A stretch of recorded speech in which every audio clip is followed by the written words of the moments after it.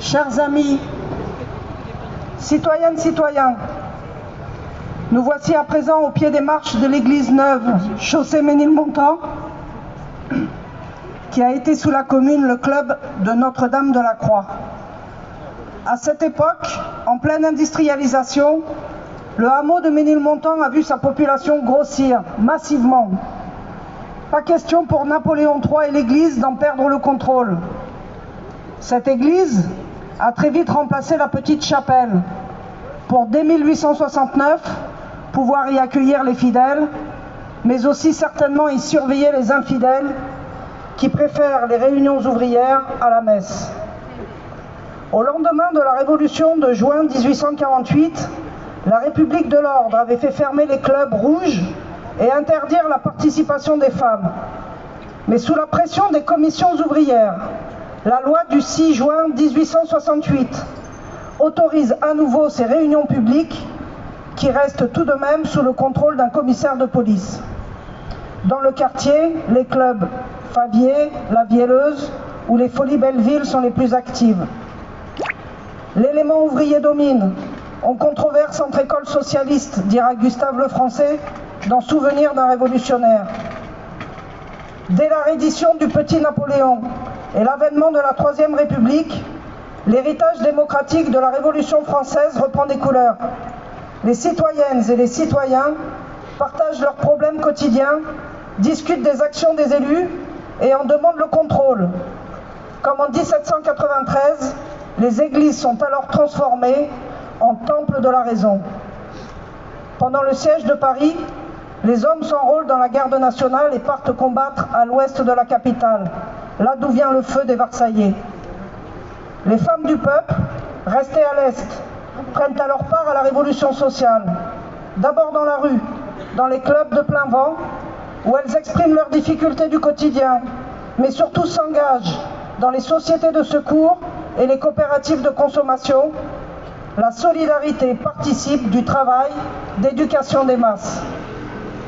L'internationaliste Benoît Malon écrit en 1871 « Un fait important entre tous, qui a mis en lumière la Révolution de Paris, c'est l'entrée des femmes dans la vie politique. Sous la pression des circonstances, par la diffusion des idées socialistes, par la propagande des clubs, elles ont senti que le concours de la femme est indispensable au triomphe de la révolution sociale, arrivée à sa période de combat. La femme la plus emblématique de ce club est fille d'un noble émigré polonais et d'une mère issue de la petite noblesse française. Paul Mink, de son vrai nom Paulina Mekarska, milite aux côtés de Maria Derem et de André Léo et défend les droits politiques des femmes. Elle lit des articles, mais sait aussi manier l'aiguille pour subvenir à ses besoins. Elle prend une part active dans les clubs, on la surnommera la parleuse du club. Autrice d'un pamphlet à charge contre Napoléon III, Les mouches et l'araignée, elle crée en 1868 la Société fraternelle de l'ouvrière, une organisation féministe et révolutionnaire, et adhère à l'Association internationale des travailleurs en 1869. Durant la Commune, elle fait partie du comité de vigilance des citoyennes de Montmartre et ouvre une école libre de jeunes filles à Saint-Pierre-de-Montmartre.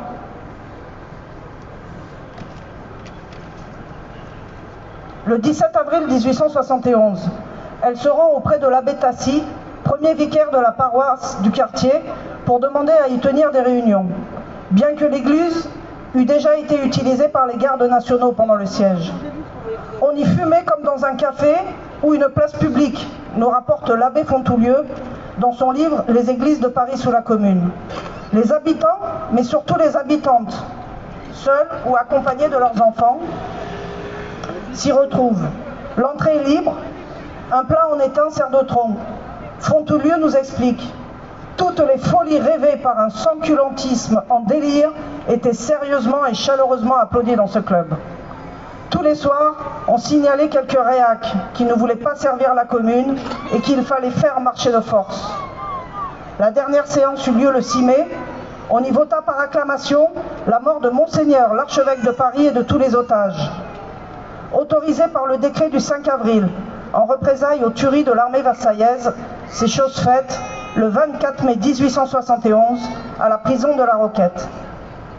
Vers les derniers jours de la Commune, le commissaire de police du quartier du Père-Lachaise, accompagné de gardes nationaux, réquisitionne les denrées d'une épicerie de la rue des Amandiers, abandonnée par son propriétaire, et les stocke ici même, dans cette église, en vue de les donner aux pauvres qui n'ont rien. La solidarité plutôt que la charité. Parmi les revendications du peuple de Paris, la séparation de l'Église et de l'État a été le premier décret promulgué dès le 2 avril. Symbole de progrès contre l'obscurantisme, dont les femmes sont encore aujourd'hui les premières victimes. L'anticléricalisme redonnait aux femmes l'espoir d'une émancipation pleine et entière. Libérées de l'ordre moral catholique qui les corsette, elles obtiennent le droit au versement d'une pension en cas de séparation de corps et la reconnaissance de l'union libre. C'est dans les clubs qu'elles expriment leurs revendications et les font adopter par la Commune. Cette démocratie directe, cette liberté de parole doit encore nous servir pour enfin obtenir cette juste égalité entre les femmes et les hommes, tant espérée. Salut et fraternité, vive la Commune! Vive la Commune!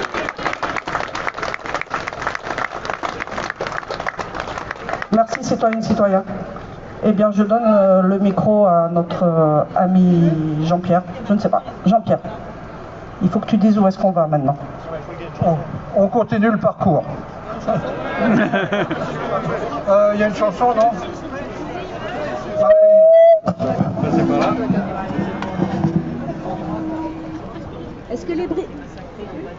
Est-ce que les brigades Louise Michel peuvent se rapprocher un peu d'ici pour qu'on soit... Voilà. Mais vous chantez bien sûr. On va chanter le chant des ouvriers. Je n'ai plus de musiciens, mais vous êtes tous la musique. Hein? Alors, plus court, bah alors je fais pas tous les couplets. Dites-moi combien. Faisons 2, 3. Oh non, on en fait 2, 3. D'accord. On en fait 2. Allez, vous nous dites stop. Hein?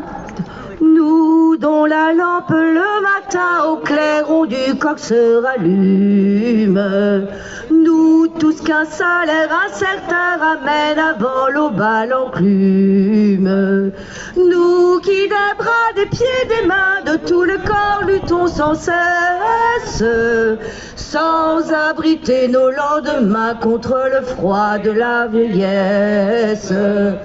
Aimons-nous et quand nous pouvons nous unir pour boire à la ronde, que le canon se taise ou gronde. Buvons, buvons, buvons à la dépendance du monde. Nos bras sans relâche tendus au flot jaloux, au sol avare, ravissent leurs trésors perdus, ceux qui nourrissent et ceux qui parent. Perles, diamants et métaux, de la de la plaine. Pauvres moutons, quel bon manteau, ils se tissent avec notre laine. Aimons-nous et quand nous pouvons nous unir pour boire à la ronde. Encore un ou pas? Le canon se taise ou gronde. Buvons, buvons, buvons à la dépendance du monde. On peut un peu continuer en marchant, mais c'est moins facile. On va essayer. Si on m'aide un peu. Quels fruits tirons-nous des labeurs qui courbent nos maigres échines? Merci. Où vont les flots de nos sueurs? Nous ne sommes que des machines. Nos babelles montent jusqu'au ciel, la terre nous doit des merveilles. Dès qu'elles ont fini le miel, les mères chassent les abeilles.